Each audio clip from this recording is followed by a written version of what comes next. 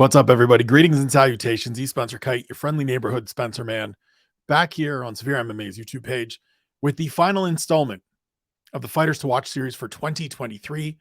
I know that we have 2 weight classes left, but as I said in yesterday's episode featured on the middleweights, it feels like things are thin enough in the light heavyweight and heavyweight divisions that we can put them together, get through this series, and then roll into Wednesday and the fight week prep, the fight week videos for the first event of the year. So that's the way we're doing this. I hope everybody's okay with it.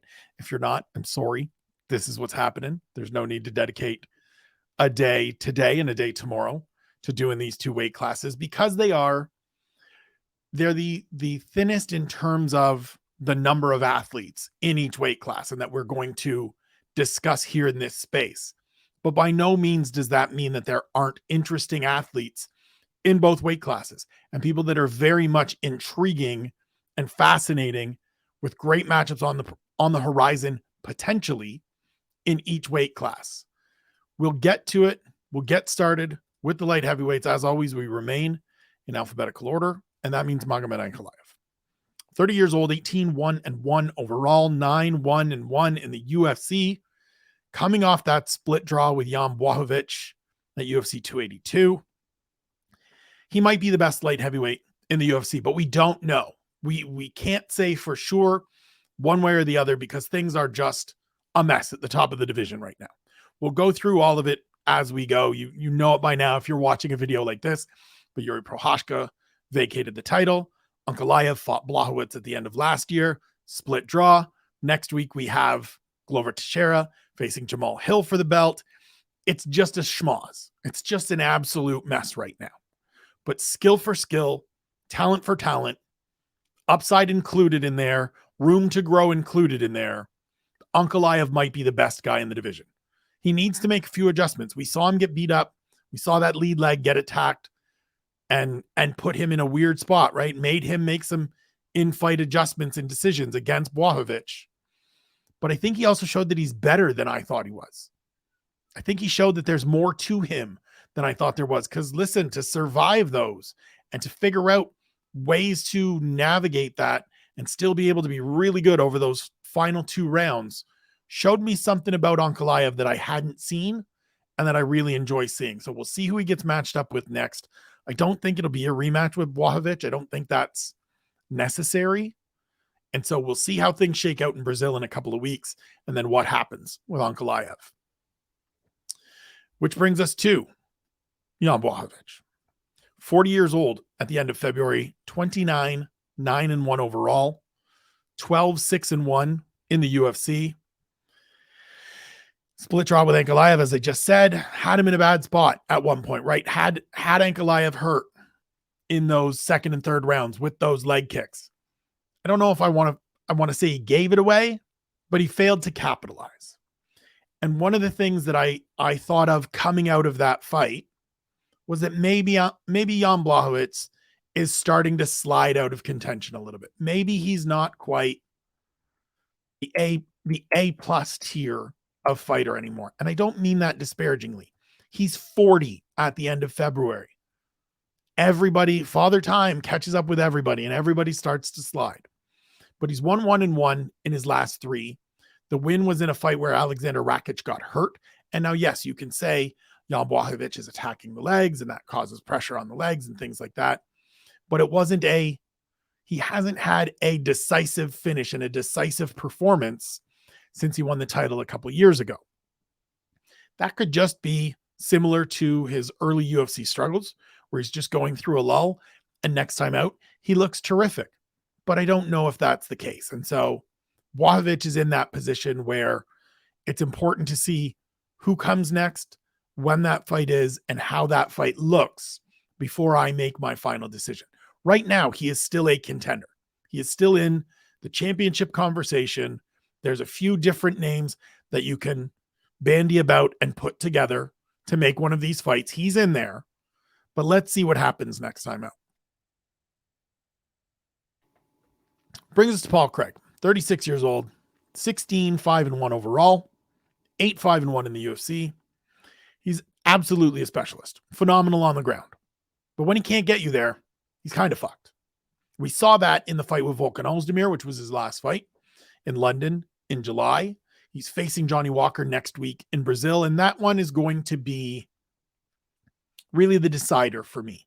Not a overall can't come back from, but that one's going to tell us. That's going to tell us whether there's a little more to Paul Craig, whether he's just settled in here and it's going to be a run of bad luck from here on out, because I don't know why, whether people just weren't paying attention and thought I won't be the guy that gets caught. I won't be somebody that gets stuck in his trap, or they just weren't paying attention, like I said. But like, the blueprint's there. Just don't go to the ground with him. Don't engage. If he gets you down, get up. Do everything in your power. Don't sit there trying to get off offense. Get up. We'll see if Johnny Walker gets stuck in those positions or makes any of those choices. And to me, he needs that win in order to remain on the fringes of contention. He can continue to have and will continue to have a fun career. I will watch Paul Craig fight every single time out because it's really entertaining. And I think some of the striking is still developing and is still there. But he's a grappler and he's a submission guy. And if he doesn't get it, it's difficult. And I think more and more people are going to recognize and understand, I don't have to engage with him on the ground. And then it's a really limited fight. It could make for a boring fight or a not entertaining fight, as the fight with Ozdemir was. But this is the way it goes. Next up is Jimmy Crute, 27 in March, 12-3 overall, 4-3 in the UFC, and lost his last two. So I think the UFC numbers are the really intriguing part for me about Jimmy Crute.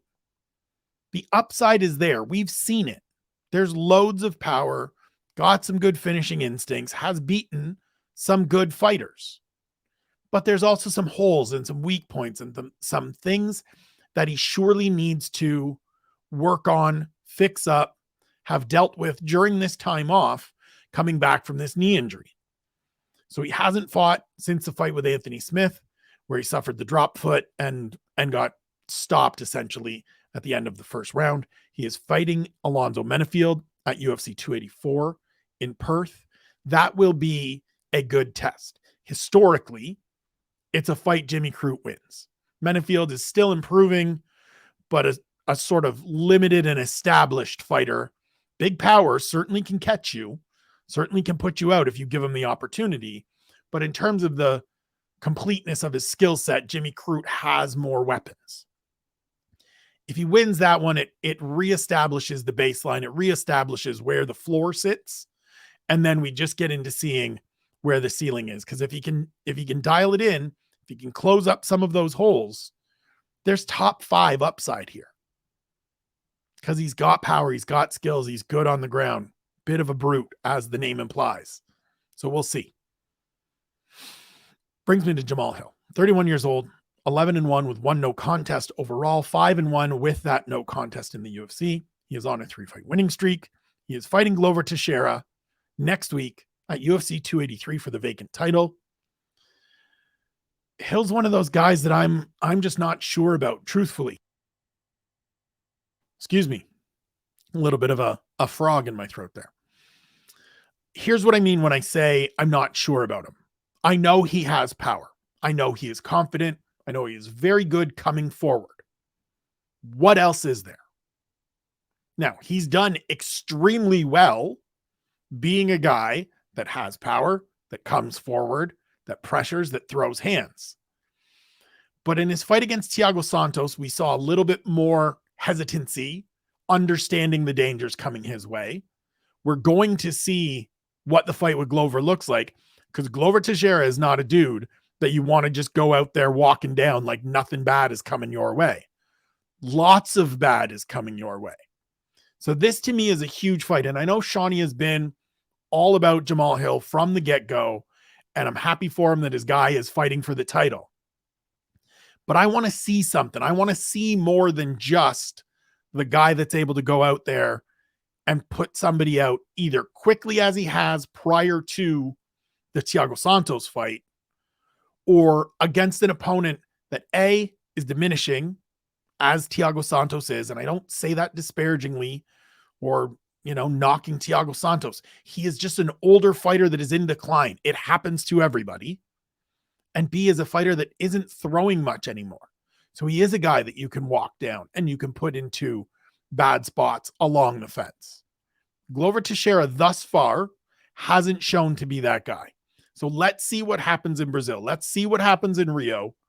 And then I'll give you some further thoughts on Jamal Hill. Whether he's champion or not, he's going to be a player in this division over the course of this year and beyond. But I'm reserving full judgment until after that fight. Next up, Azamat Murzakanov. He is 34 in April. He is 12-0 overall, 2-0 in the UFC. It was a good rookie campaign last year.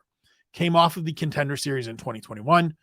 Good wins against Tafon Chukwi and Devin Clark. He's one of these fighters similar to Aliasab Hizrayev that I talked about in the middleweight situation, where it's just let me see. Just get me more. We don't need to slow play it. He's 34. Get him in there with somebody that's got a number next to his name, and let's see if he can be somebody. And for him, get back soon. You don't have a ton of time to be out of fights. I believe the fight with Devin Clark was in June or July. And so it's time for you to have gotten another fight. And I understand injuries come up and all of those things. And certainly I'm not saying fight through it or anything like that. But if you're Murzakanov and you've got 2 good wins under your belt and a finish last time out, you want to be in there. You want to be in there because you're in a division where you get a couple more wins and then it's some bigger names and then it's some bigger opportunities. And you just got to see if you can string this together and put together a run that puts you in the mix and gets you some big fights. Skill-wise, he has an abundance of talent. There's a whole arsenal there. Let's just see it. I hope he doesn't get slow played.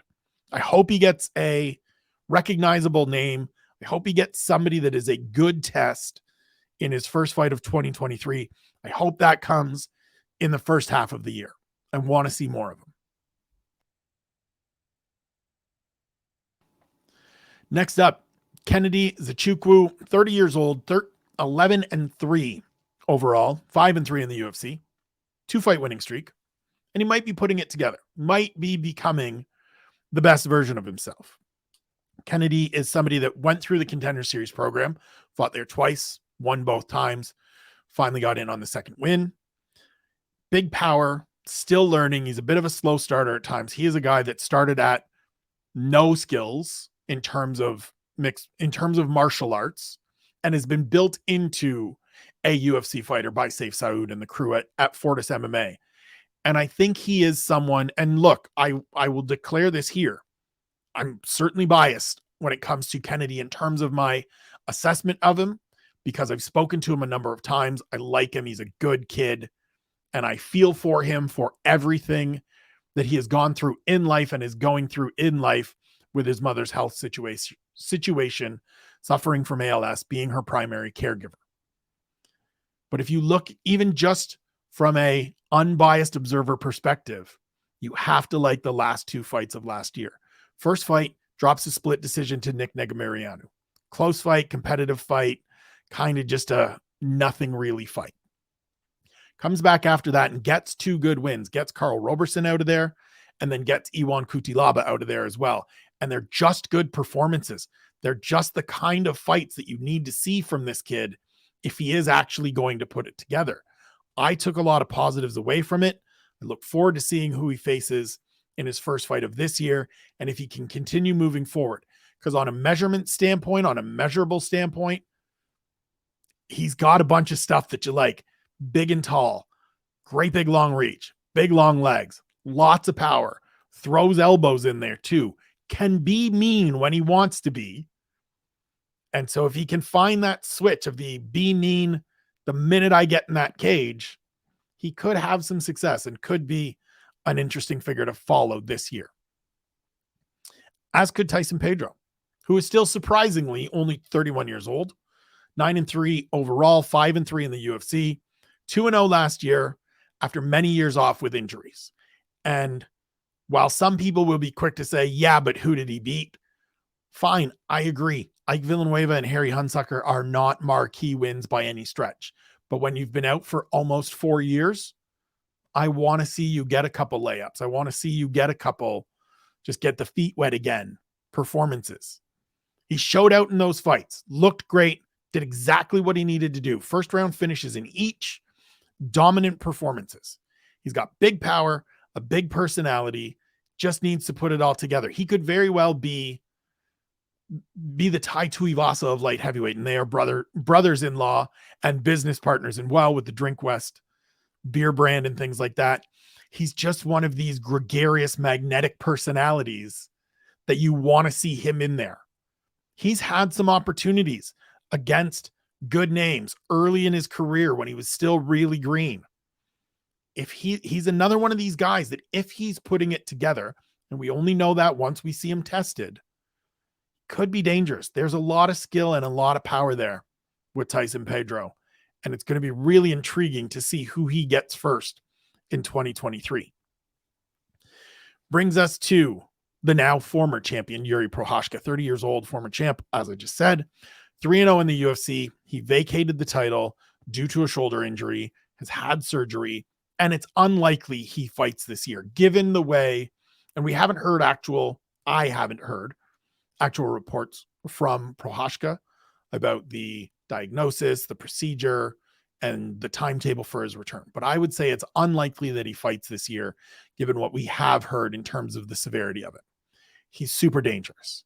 He is all kinds of fun to watch. He has all kinds of wild, exciting action. So the bottom line for me, and the reason that he's in here, even though he's not going to fight this year, most likely, is he figures and he factors into all of these conversations. Any discussion we have about the top of the division carries at least an asterisk that is Yuri Prochazka when he returns, provided he returns to full health and comes back the guy he was. And that's my wish for Yuri. Take this year, do all the rehab, come back better than you were. We look forward to having him back. He's a terrific member of this division. Obviously, former champion, still with that championship talent. So let's just get him back healthy. The same applies to Alexander Rakic, who was 31 in February, 14-3 overall, 6-2 in the UFC. His first loss was a debated split decision to Volkan Ozdemir. His second loss was a knee injury in that fight I mentioned earlier against Jan Blachowicz. So like if you look at the two losses, they're not big defeats. They're not true, he got ended, he got finished, he got sent to the shadow realm defeats. And I don't say that to diminish the victories for the other athletes, but just to say Alexander Rakic is very much somebody that is right here in the mix. Now, he hasn't fought, obviously, since that fight with Blachowicz because he's coming back from a knee surgery. And so he's another one of these, have to see what it looks like when he returns. There's loads of talent. He got a little careful and a little too precious with things once he got really into the mix. And I think he needs to change that because I think he's at his best when he is using his athleticism and being aggressive and being active. Not crazy volume, but enough volume that he's dictating more than he's letting things come to him. So we'll see when he gets back. We'll see what he looks like in the first assignment. We'll go from there. Brings me to Khalil Roundtree Jr., 33 at the end of February, 11-5 with 1 no contest overall, 7-5 with 1 no contest in the UFC, but he's won his last 3. The last of those was a split decision over Dustin Jacoby, and maybe that's his ceiling. Maybe the ceiling is lower third of the top 15. That would be fine. I don't know that that's the case, though, because the power is there, and it's scary. When he hits you, you go to sleep. When he puts it together and he comes through with a big charge, it looks like the finish of his win over Carl Roberson.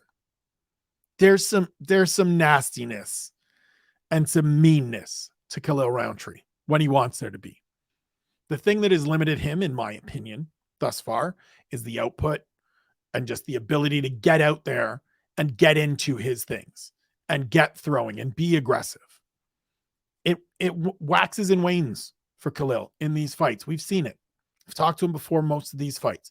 Lovely dude, wonderful guy. if he continues to win, he's going to get opportunities. And I think he has the power and the danger factor to win some of these fights. He's a guy that some of these people won't want to be in there with. And I understand that because he is a high risk, low reward opponent. So we'll see, same as we've been saying throughout, not many things booked in this division. So it's a lot of, we'll see who they get next and we'll see how that one goes. But that's the reality of it. He's on a nice little winning streak. He's finished 2 guys before that split decision with Jacoby, and Jacoby was on a good winning streak prior to that as well. So we'll see what comes next. We'll reassess after that. But I think he has danger factor to him in this division. Brings me to Ryan Spann, 31 years old, 21-7 overall, 7-2 in the UFC. He's won his last 2. All the talent in the world. And it comes down to decision-making and focus. So we've seen some of the poor decision-making at times, and it's led to losses. It led directly to the Johnny Walker loss. I think it led to the Anthony Smith loss. Those are the 2 losses in the UFC. He said after his win over Dominic Reyes last time out, he was asked, what's the difference these last couple of fights? And he said, I'm training now. I'm focused now. I'm putting in the effort that I need to put in. Now, I don't know whether that's a stretch of the truth, whether that's the whole truth, what the situation is. Regardless, give me more of this Ryan Spann. This version of Ryan Spann that we saw against Dominic Reyes, that we saw before that against Iwan Kutilaba, is a championship contender. Power in both hands, submission game if you get frisky on the ground, huge human being, just all the pieces are there.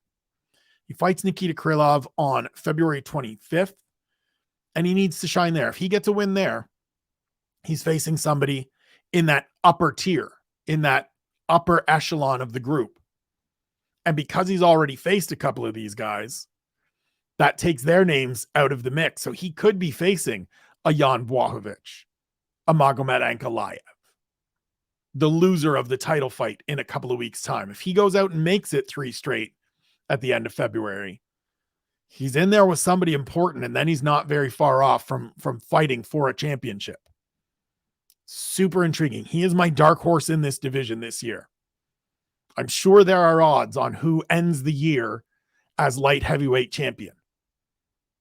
If you got $5 you don't care about and you don't mind throwing away, I'd throw it on Ryan Spann.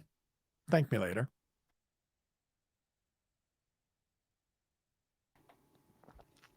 Three left in the light heavyweight division. The first of them is the former champion Glover Teixeira, 43 years old, fighting for the title next week in Brazil against Jamal Hill. Wisely opted out of a short notice fight against Magomed Ankalaev at UFC 282. He's still a factor. And I mean, you have to just say, we'll see where he stands after this fight in 2 weeks' time. 2 Saturdays from now. He should have beaten Yuri Prochazka. Harry has said it a lot. I will say it again here. He should have beaten Yuri Prochazka. He had opportunities to beat Yuri Prochazka, and he made poor choices. He's said it. If Glover has said it, I'm allowed to say it. He made some poor decisions. I think he has all the skills and the overall repertoire to beat Jamal Hill and reclaim this title. We'll see how that fight plays out. Because at 43, Father Time's coming. And he's closer to Glover than he is to most of these dudes. Now, he's done a great job during this resurgence, during this run, to get to the title, win the belt, and have that fight with Yuri in Singapore last summer, of showing he's still got it. He's still here. But like, when you get to this stage, the cliff just shows up all of a sudden. Everything's grand and everything's going well until all of a sudden you just fall off a cliff because Father Time has grabbed hold of your shoulder and been like, yeah, we're done now. I'm not saying that is what is happening. I'm not saying that's the outlook for Glover this year. I'm saying be aware of it. Still super talented, very much deserving of this championship opportunity. got screwed by not being in the championship fight at UFC 282. Glad it has worked out this way for him and that it's in Brazil, because I think this is going to be a cool moment for him. But let's just see how UFC 283 plays out and go from there. Next up, Carlos Ulberg, the Black Jag, 32 years old, 7-1 overall, 3-1 in the UFC, and he's won his last 3. So he's getting better with each performance, right? We remember the debut. He came off the Contender Series, lots of hype, City Kickboxing, fighting alongside his guys in Izzy and Dan Hooker and Brad Riddell. And he goes out and just unloads the entire cachet against Kennedy and Nzechukwu. And Kennedy doesn't go away and gets a finish in the second round. Since then, we have just seen steady progress. It's a unanimous decision win over Fabio Cherant. It's a knockout of Tayfon Chukwi. And last time out, it's a beautiful performance against Nick Negumereanu. He is learning how to use his considerable weapons. There will always be holes. There will always be shortcomings or spots where he is playing catch up because he was a kickboxer and he doesn't have that wrestling background and that grappling background. It is always going to be a thing that people look at as, if I can just get in on his hips, if I can just make this a wrestling match. He knows that, though. Eugene Behrman knows that. And so he will continue to work to find ways to use his big power and big athleticism to punish you for that, sort of punish you for trying to chase that too much. He's not a guy to me. And yes, there will be some wrestlers along the way towards the top of the division, or some guys that have the ability to wrestle, I should say, at the top of the division. But you're not going to just like close the distance, grab a body lock, drag him to the ground. You're not just going to blast double him. We don't have guys that shoot blast doubles in this division anymore. Nobody in here is doing it too much. So we'll see. He's very intriguing to me. There's some upside here with Ulberg. And I'm somebody that was out to start. Wasn't all that impressed on the Contender Series. Wasn't impressed in the fight with Kennedy. Wasn't even that impressed in the fight with Fabio Cherant. But since then, he's won me over. So let's see what happens. Last one at light heavyweight, Johnny Walker, 31 in March, 19-7 overall, 5-4 in the UFC. I'm not going to spend too much time on it, but like, we were talking about this guy. Well, y'all were talking about this guy as maybe being the guy to challenge John Jones. It hasn't been very good since. Now he got back into the win column last time out against Iwan Kutilaba, used more of his game, took the fight to the floor, got a submission, looked better. I still don't know exactly where his ceiling rests. I think we'll find out a little bit of that when he faces Paul Craig in a couple of weeks in Brazil at UFC 283. He's going to have opportunities because of the personality, because of some of the highlights that he's already banked in the UFC. I think there's talent there. I think there is skill there, but it's just going to be about taking out all of the extra, if that makes sense. Like getting rid of all of the distraction pieces, shouts to Scroobius Pip. Getting rid of everything being the big laugh, the big smile, the dyed hair, the mohawk, the breakdancing, the this, the that, the other. If he can make it just about fighting and just focus on being the best version of himself, he can be a fixture in the top 10 for a number of years. But he feels like somebody that struggles in that department.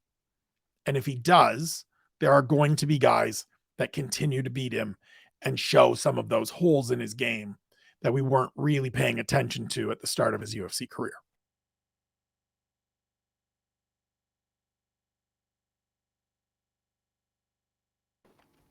So that's the light heavyweights. We move on now in the second half hour of the program to the heavyweight division. And we start with Hamdi Abdel Wahab, 29 years old, 4-0 overall, 1-0 in the UFC. He is green, he is raw, but he's intriguing. Won his debut by split decision over Don'Tale Mayes, hasn't fought since, withdrew from a fight in October. The reason he is here is because there are limited prospects in the UFC heavyweight division. There is not a lot of new blood coming into this division that shows even a modicum of upside. And so Abdel Wahab showing some upside, showing some room to grow into some of these skills and these talents that he has, will get a good long look. He will get opportunities. There are a whole bunch.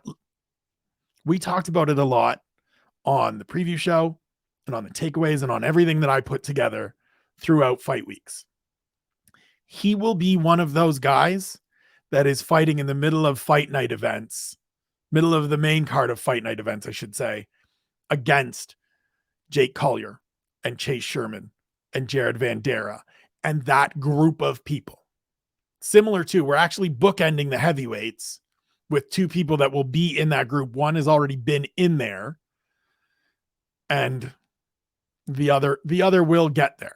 And now that I say that, I realize that these are out of alphabetical order, so we're not bookending them. We will get to the second guy a little bit sooner than that. But still, he will be one of these heavyweights that gets a chance against that group of people just to see what's there. With 4 fights, it's impossible to say right now what's there, what he becomes, things like that. Get him some opportunities. He's one of these athletes that I would love to see compete 3 times this year. Get 3 fights, get to 4 fights in the UFC. Let's see what the record is. Let's see what the progression has been, and then we'll make an assessment. Brings us to Jailton Almeida, who is 31 years old, 17-2 overall, 3-0 in the UFC, won 12 straight, one of the top breakout rookie performers last year. Dominated Danilo Marquez, dominated Parker Porter, dominated Anton Turkai. Fought those 3 fights in 3 different weight classes, light heavyweight, heavyweight, and then a catchweight of I believe 220 against the Pleasure Man, which is still one of the better nicknames in the UFC. Personally, I would like to see Jailton Almeida at light heavyweight. I think there is a faster track for him, which I know sounds crazy given that he's set to face Shamil Abdurrahimov next week. Once again, they've been booked a few times. And if he wins that, he's in the top 15. I think personally that his road from 15 to 1 will be easier at light heavyweight than it will be at heavyweight, because at some point he just gets outmatched in terms of size and physicality. It hasn't happened yet, but when he gets in there with some of these other names that we're going to get to in this division that are established, that are true heavyweights, I think there's a greater challenge. I don't know whether he wants to go down. I don't know whether he will go down. And this is just, we're going to hang out here while I keep getting opportunities. The talent is there. Whatever weight class he is in, the talent is there. And I look forward to seeing him compete. I want to see the fight with Abdurrahimov. It's why I've been interested in that fight from the first time it was booked. We know who Shamil Abdurrahimov is, what he brings to the table, what it takes to beat him. And if Almeida beats him, he's in there now with some bigger names and some more tests. And I'm all about seeing those. I just think he would be better at light heavyweight. I'd rather see him at light heavyweight, but can't always get what you want.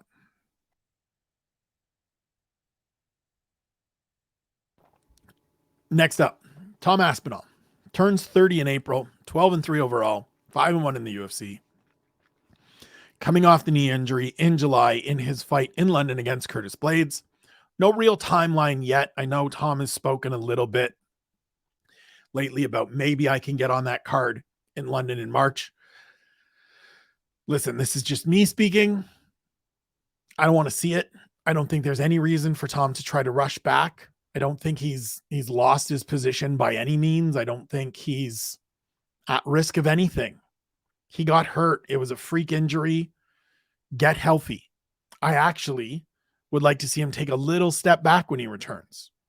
Don't jump in there right away with a Curtis Blades type. Take that half step. Fight someone like Marcin Tybura, Jairzinho Rosenstrike, somebody in that range, just to shake off some of the rust, just to get you moving in the right direction again. because he has all the upside in the world. He will be a fixture in the top 5 and in the title conversation in this division for the next, as long as he wants to fight. He got to this point pretty quickly, right? The first fight of last year, his first fight last year in March in London against Alexander Volkov was a big step up. It was a big, like, okay, let's see how well Tom can do in this fight. And he dominated. And the Blades fight was going to be that again. And he may have won that fight had things not gone that way. He's the goods. Take the time to make sure that we get the best version and that he comes back and gives himself every opportunity to maximize that. Next is Curtis Blades, who turns 32 next month. 17-3 with 1 no contest overall. 12-3 with 1 no contest in the UFC. He has won 3 straight. To me, he remains criminally underrated. He's 17-3 overall. It actually should be 18-3 because the no contest is he got popped for weed in a fight he won. So 18-3, 13-3 in the UFC. I don't care that there are times that you think he's boring because A, that's dumb. He's also dominated the shit out of people on the ground and knocked fools out like Chris Dawkins with his hands that are continuing to improve. And his only losses are 2 to Francis Ngannou, who is the champ, and 1 to Derek Lewis, who catches dudes all the time. Curtis Blades is legit. I think there's a reason that we haven't seen the group of guys we're going to get into here very shortly that are not currently active in the division. There's a reason we haven't seen any of them being like, you know who I'll face? Give me Curtis Blades. He's a problem. He's in a weird spot because he's got those 2 losses to Ngannou already. But he feels like the guy that you're keeping everybody else away from right now, which is unfair to him, but it's understandable because he can beat anybody in this division. And it might be anybody but Ngannou, and that's fine. But guys like that deserve all the credit and all the recognition in the world, and Curtis Blades deserves more than he gets. Brings me to Martin Buday, 31 years old, 11-1 overall, 2-0 in the UFC, member of the Contender Series class of 21. He got a technical decision win over Chris Barnett in his debut, and then he beat Lukasz Brzeski in his second fight. Both went, well, the Barnett fight didn't go the full distance. It went most of the way. We knew how that one was going to end, and then there was an illegal shot, and we went to the cards. The Brzeski fight wasn't entertaining. It was a hard watch.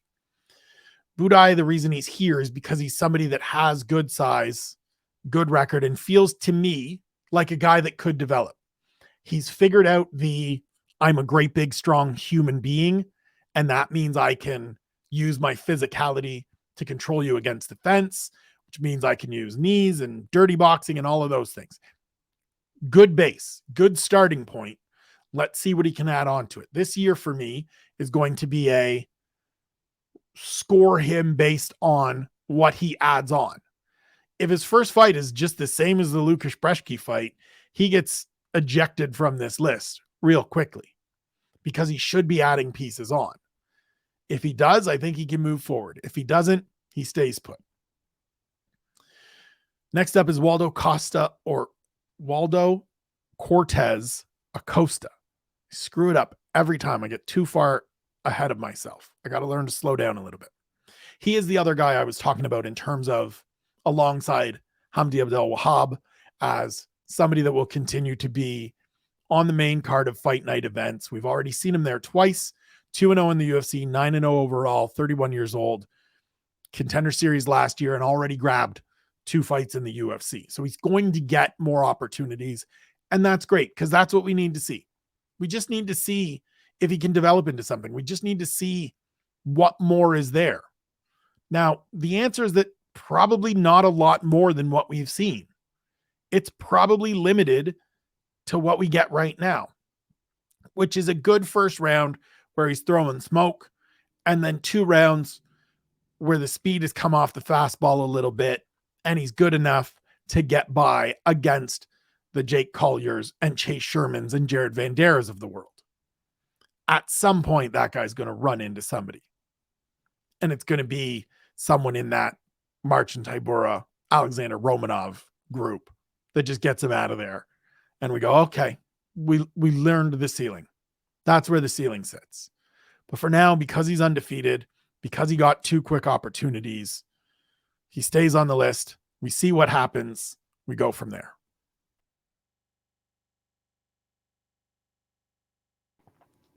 Next up, Ciryl Gane, 33 years old in April, 11-1 overall, 8-1 in the UFC. Lone loss last time out, 2 fights back, UFC 270 against Francis Ngannou. Rebounded with a win over Tai Tuivasa in Paris. This might be controversial. Fine. He might still be the best heavyweight in the UFC. Like skill for skill, talent for talent, all of those things, he might be the best fighter, the most complete fighter in the division. He doesn't have the belt. That's fine. But if you look at everything he brings to the table, he might be the best fighter in this division. And I hope we get to see him back out there relatively quickly. I hope we get to see him against some of these names. These next 4 guys I'm going to rattle off are all potential opponents for Ciryl Gane. So get him in there with one of them. He's going to be a contender for as long as he wants to keep competing. He's that good. His skill set is that diverse. He is that well-rounded. He will learn from that loss to Ngannou, and he will learn from those sketchy moments that he had in the fight with Tai Tuivasa and be better for it. Let's just get him out there. Let's get him some of these big fights that we all want to see. Next up, Jonathan Dwight Jones, 35 years old now, 26-1 with 1 no contest, 20-1 with said no contest in the UFC. He is the best light heavyweight of all time. He might be the best fighter, the greatest fighter of all time. But as of February 8th, as of 1 month from today, the day I am recording this, it will have been 3 years since Jon Jones last fought. And so he's on this list because him and Francis Ngannou sharing the octagon is the number 1 fight that I want to see this year, just like everybody else. But he's also here because I have no idea what Jon Jones looks like at heavyweight. Physically, in terms of skill, in terms of matchup, in terms of how it all works. Because as good as he was throughout his run, I don't know whether the last couple fights were, as he said, a lack of motivation and a little bit of boredom, or it was all of this stuff is just, I'm not as into it. I've got other shit going on outside that is occupying my time. Is it Father Time starting to catch up? Are we starting to see the impact of some of the different things that Jon Jones does in his personal life? And how does that translate after 3 years off, going up a division where everybody hits harder and you're the guy that has never been a big hitter? You're the guy that has done a lot of, shouldn't say done a lot of what you've done based on these things. You have utilized your reach, your length, your IQ, your savvy, your technical abilities to the maximum at light heavyweight. Heavyweight's a spot where some of that just gets thrown out the window because these bastards can hit like a ton of bricks. And if you're the guy that can't, and you're facing guys that can, what does that look like? And so, as I say all the time, I fully support Jon hanging out on the sidelines, wanting his full worth, wanting every dollar that he believes he is worth inside the octagon. Don't rush back for me because of that. Please do understand that applies to Miocic and Ngannou and everybody else as well. But I'd like to see him fight. Because right now, Jon Jones heavyweight is just a theoretical idea. And as much as I like theoretical things, I like actual, tangible things as well. So I'd like to see Jon Jones fight in 2023. And I'd like to see him fight one of these next 2 men. The first of which is Stipe Miocic. He's 40 years old now, 20-4 overall. 14-4 in the UFC, and he hasn't fought since UFC 260 in March 2021. I mean, I'm shaking my head because I'm at a loss, right? As I said, I do not begrudge any of these athletes for standing their ground and saying, I want X, and if I don't get it, I'm not competing. Fine. Great. I got you. I think we've now seen, though, in these situations that the UFC is okay with moving on without you. And so we have this discussion all the time about fighter pay and fighter worth and things of that nature. And the thing I always say, and it's not because I'm trying to argue for the UFC, it's because I'm trying to bring a little bit of a realistic perspective to this. It's not how much you want, it's how much they're willing to pay. Right? I liken it to selling something. If I'm trying to sell this microphone in front of me that I paid $500 for, and I say, okay, I want $400 for it, and the best offer I get is $250, I can't say, no, I need you to give me $4. I mean, I can, and they'll say, no, I'll give you $250. And so I either take the $250 or I don't sell it. That feels like the position Stipe Miocic is in. He wants this fight, and the UFC says, no, we're not interested. He wants this much, and the UFC says, we're not. It's fine. At some point, you have to decide, is what they're offering enough for me to come back?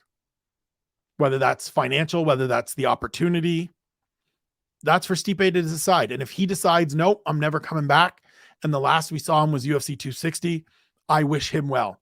Great dude. Really, really entertaining fighter over the years. Loved watching him compete. But at some point, it comes down to making the decision of, I really want to do this, and what they're offering is enough. And listen, that sucks. The fact that these contracts in these situations are built that way and creates that situation, it sucks. It'd be better if it was a complete free market where everybody could just bid on everybody. It would drive up the prices for everybody, because you would get some of these other promotions being like, well, we'll give you X plus 1. If the UFC is giving you X, we'll give you X plus 1. And then you can bring that back to the UFC. But that's not how it works right now. And we can only exist within the framework that we have right now. And right now, the UFC says, we'll give you this and we'll give you this guy. And if you don't like either, we're fine going forward without you. I hope it all gets rectified. I want to see these men in the octagon. They're too talented to not see them compete anymore. And the UFC has too much money to not see them compete anymore, but that's an argument for another day.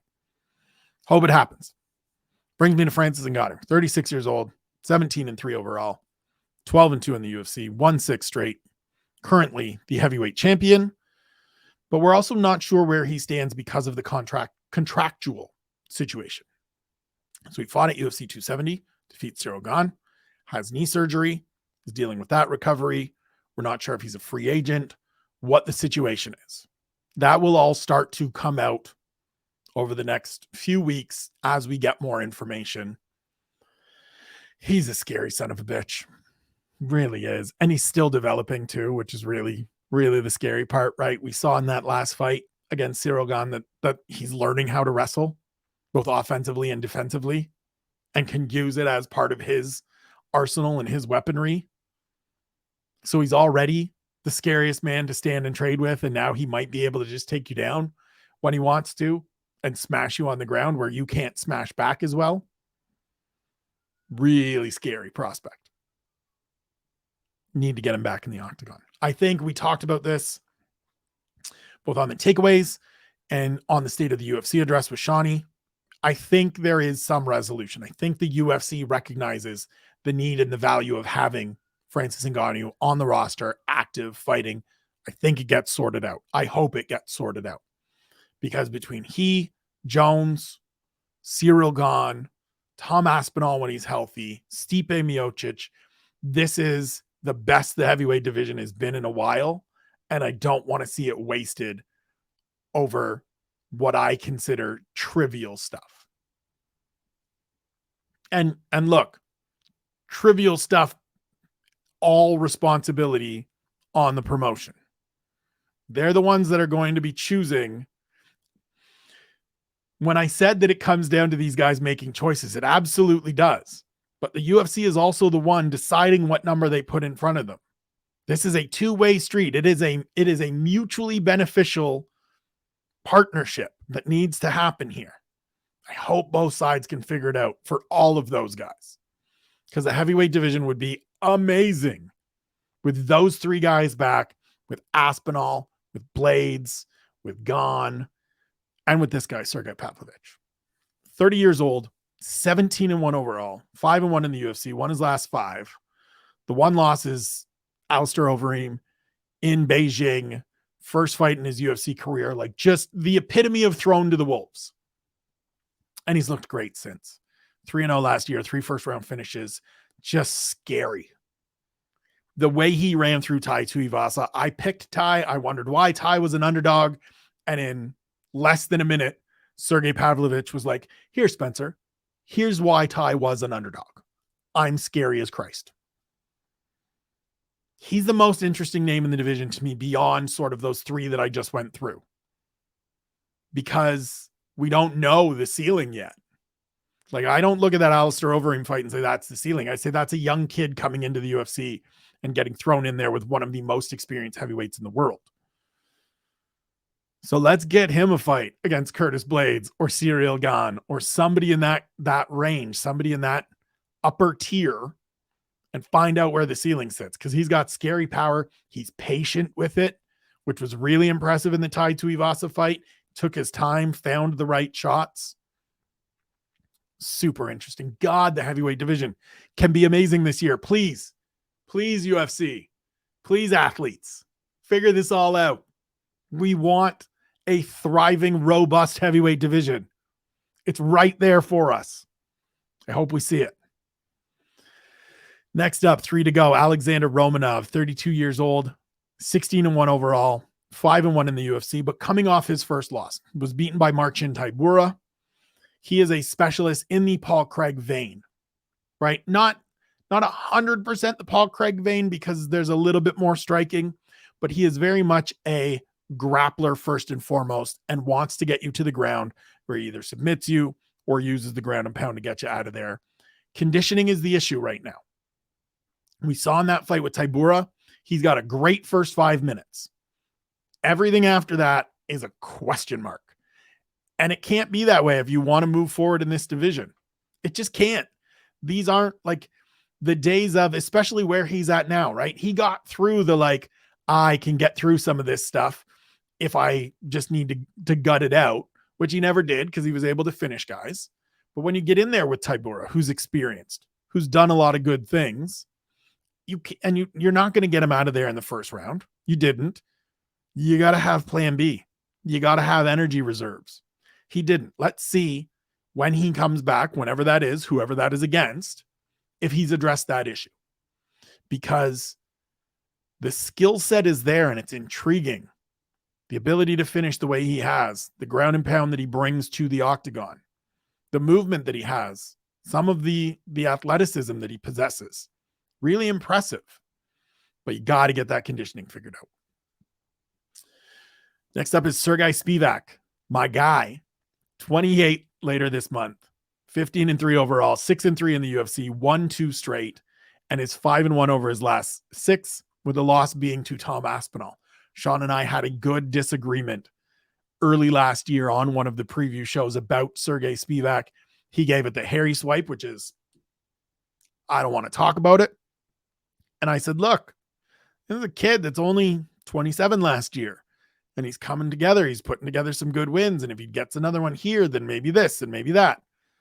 Not fully patting myself on the back yet, but he went 2-0 with 2 TKO wins last year, was set to face Derek Lewis in a main event before that fight got pulled the day of because Derek fell ill. They are fighting again on February 4th. And if he beats Derek Lewis, he's in that mix. He's in that contender group. As much as Derek has slid back a little bit, it's still a big win. It's still an important step for Sergey Spivak to take, if he can take it. If he wins that one, Shawnee's going to hear from me. That's all I'm saying. Last one, Alexander Volkov, 34 years old, 35-10 overall, 9-4 in the UFC. I skipped a bunch of veteran guys like Marcin Tybura, like Jairzinho Rozenstruik, because I think we know exactly who they are. They are going to remain that. They're going to remain in their current positions in the division for the duration of this year and probably the remainder of their career. I include Volkov because that performance against Jairzinho Rozenstruik last time out felt like the start of something, or it at least makes me curious to see if it could be the start of something. He's a guy that hadn't been coming out and blowing through people. He'd been more looking to be a little bit of a point fighter, a little bit of a use my range, use my length, beat you over time, death of 1,000 cuts. And he came out and blew through Rozenstruik. So let's just see. He's already entrenched as sort of the gatekeeper to that upper tier, right? If you want to move forward, we saw it in London in March with Tom Aspinall. You want to move forward into the big boys, you got to beat a guy like Volkov. That position is his, solid. There will be a bunch of young emerging, or not a bunch of, because there's not that many. There will be a couple young emerging names that he will turn back in the next couple of years. There will be a couple that probably get by him. But let's just see if maybe there's a little something left. 34 is still kind of not young, but he's still got a couple good years left from what we've seen in the heavyweight division over the last bunch of years. The one thing I will say is that he doesn't have anything booked yet.